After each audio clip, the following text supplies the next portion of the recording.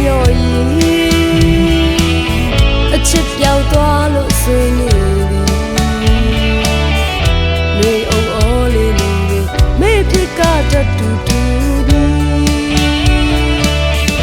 စံကလေးတွေလည်းခုဆိုခံနေချင်းလမ်းငယ်ပါလားလာလေးမကုန်နေစာမတို့ဆုံးမလီဟိုတရကလေးတွေသိလာခဲ့သည်လို့သာချစ်ပြုံးနေရှင်မောင်မေခေါ်တူလို့ပြောမြင်ကြသည်မောဘူးလို့မဝနိုင်မီ